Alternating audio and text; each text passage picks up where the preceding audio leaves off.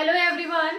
Last class में हम लोग गैस लास्ट के बारे में बात कर रहे थे और बेसिकली हमने वो गैस लास्ट क्यों पढ़े थे, मैंने उससे लास्ट क्लास में आपकी फर्स्ट जो लेक्चर था गैसेस स्टेट का, उसमें मैंने आप लोगों को बताया था कि हमारे जो गैसेस हैं वो दो तरीके से हमने डिस्ट्रीब्यूट कर रखी है। एक आइडियल गैसेस होती हैं, एक नॉन आइडियल गैसेस होती हैं। आइडियल गैस हमने क्या कहा था, जो हमारे कुछ पर्टिकुलर लॉज हैं गैस के उनको ओबे करती हैं वो हमारी आइडियल गैस, जो ओबे नहीं करती हैं वो हमारी नॉन आइडियल गैस के अंडर जाती हैं। तो हमने लास्ट लेक्चर में आपका वो सारे लॉज को डिस्कस किया था। 5 लॉ हमने किए थे, कौन कौन से? बॉयल्स लॉ, चार्ल्स लॉ, उसके बाद हमने एवोगैड्रो लॉ की बात की थी, फिर हमने ग्राम डिफ्यूजन लॉ की बात की थी, उसके बाद हमने tertian law of partial pressure इनकी बात की थी। और वहां पर हमने कहा था कि यहाँ से हम मतलब इन सभी लॉज में हमने मैथमेटिकल रिलेशन फाइंड आउट की थी किसके किसके बीच में, एम, पी, वी और टी के बीच में। क्या है ये?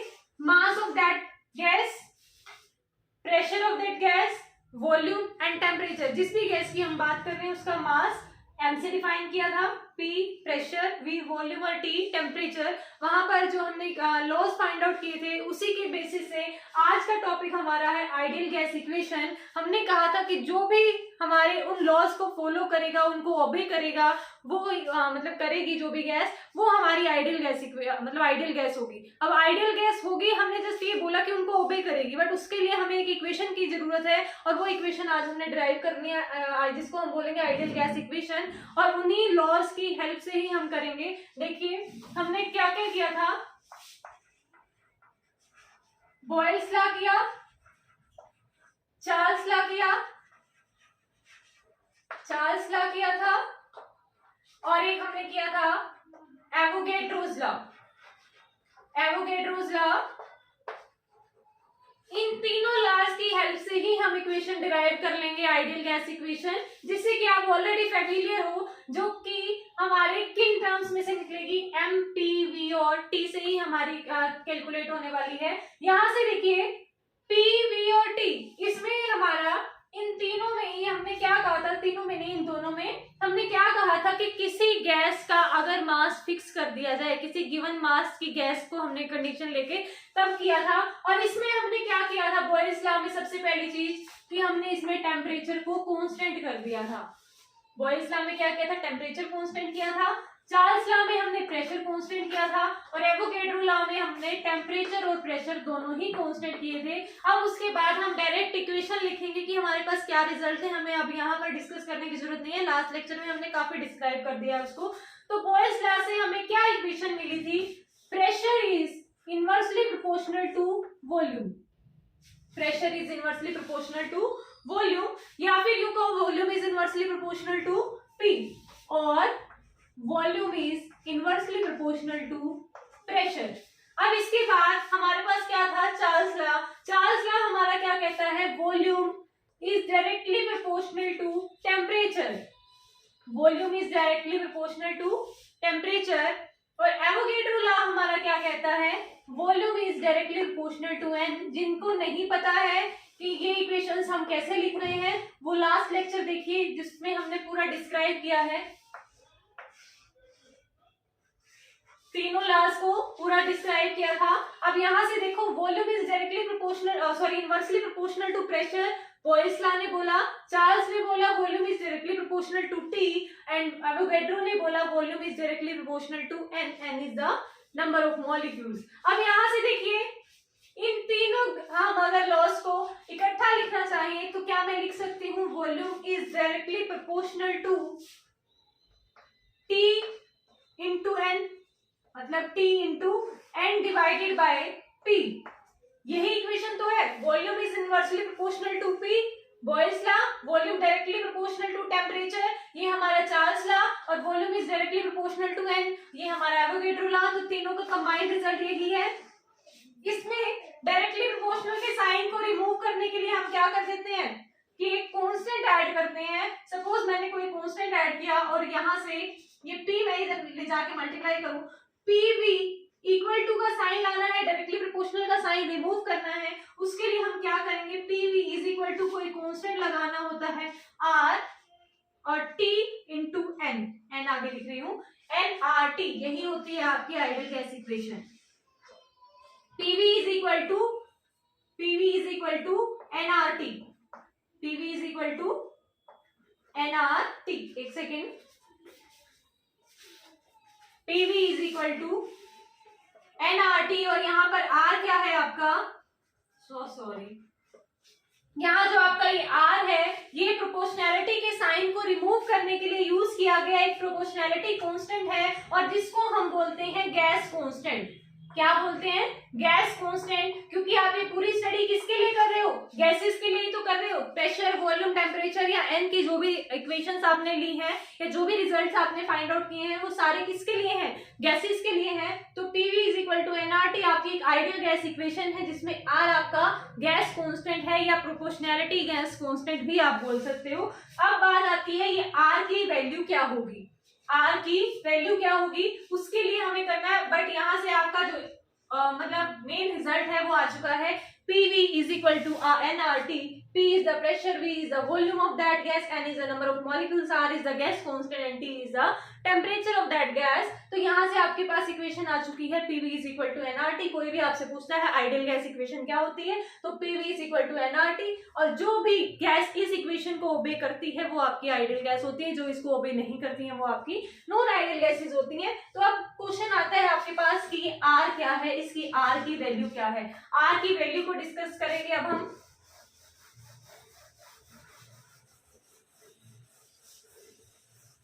R की वैल्यूज के लिए हमें क्या करना है, देखो आपके पास इक्वेशन आई है ideal gas equation, PV is equal to nRT।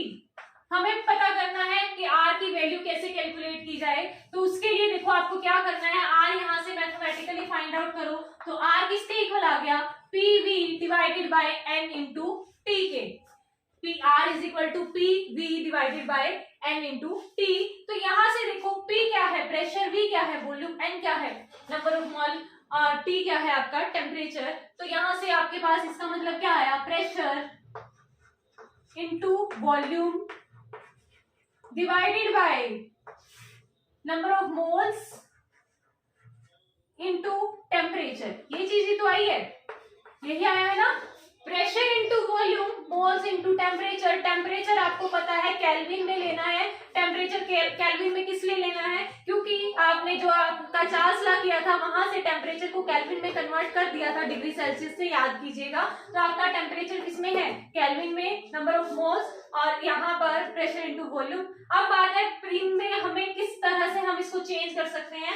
देखो प्रेशर का फॉर्मूला आपको पता है सभी को, फोर्स अपॉन एरिया होता है, फोर्स अपॉन एरिया। तो प्रेशर की जगह क्या मैं वैल्यू पुट कर सकती हूँ, फोर्स बाय एरिया।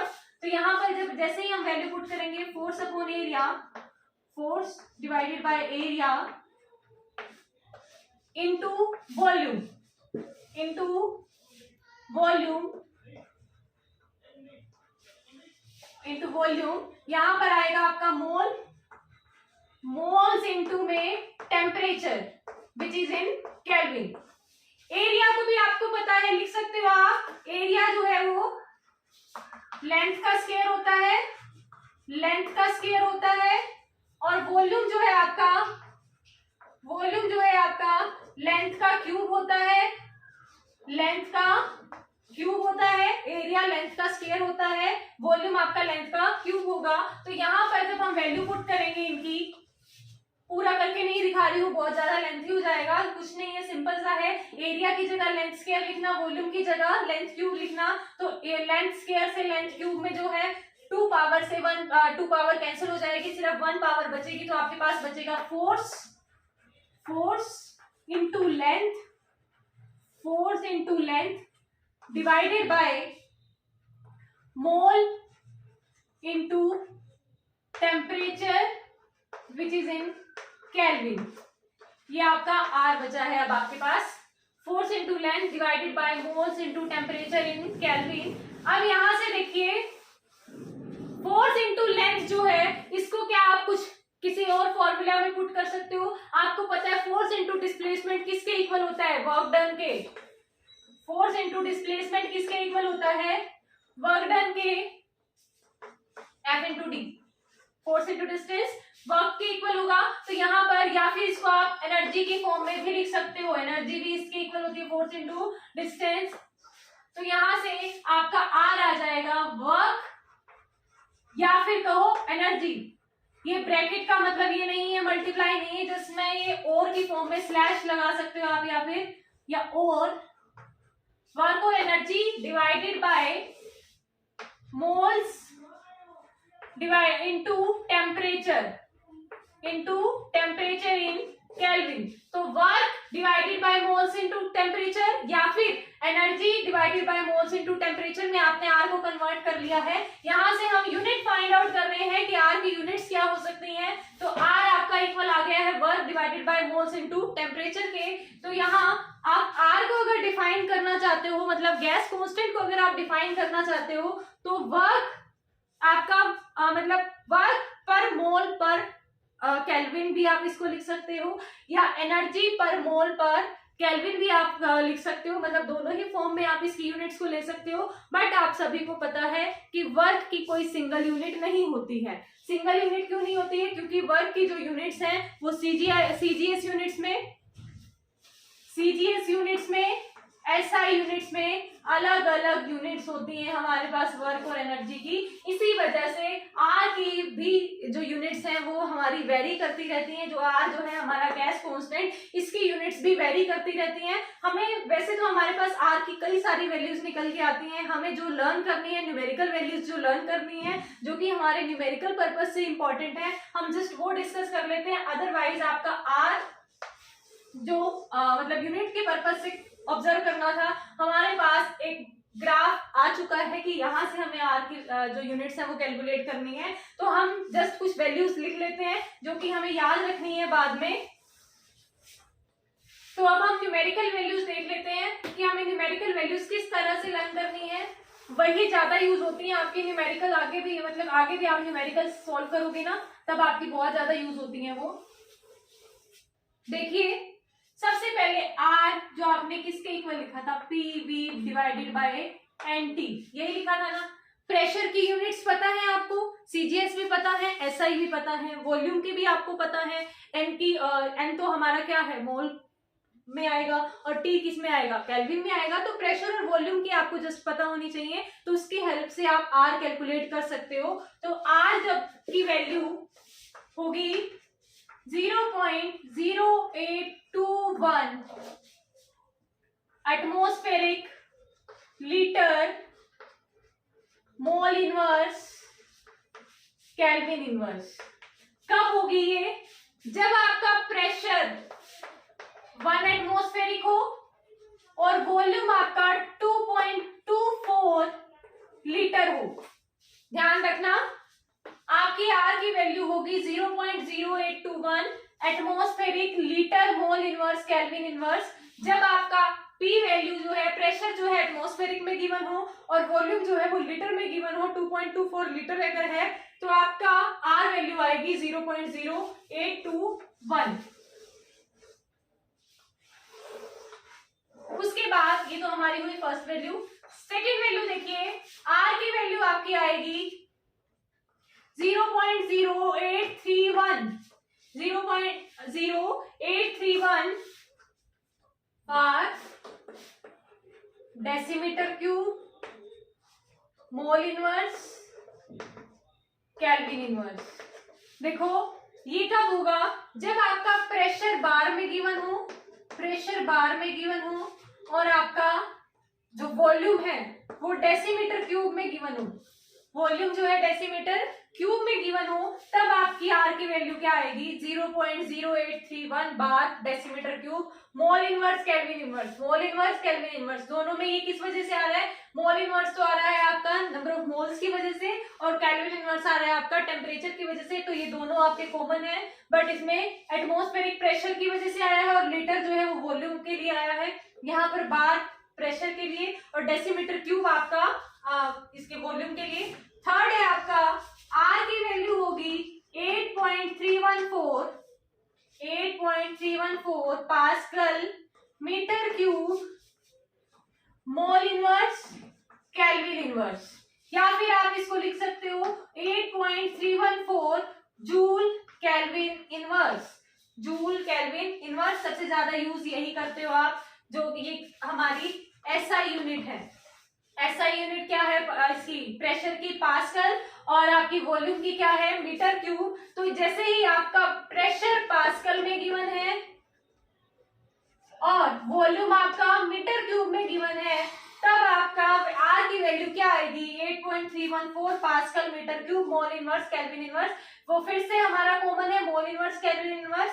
तो पास्कल और मीटर क्यूब किस वजह से आया है, क्योंकि आपकी प्रेशर और वॉल्यूम की यूनिट्स चेंज हो चुकी हैं। तो आपके सामने आर की 3 वैल्यूज आ चुकी हैं, आर की 3 वैल्यूज आई हैं।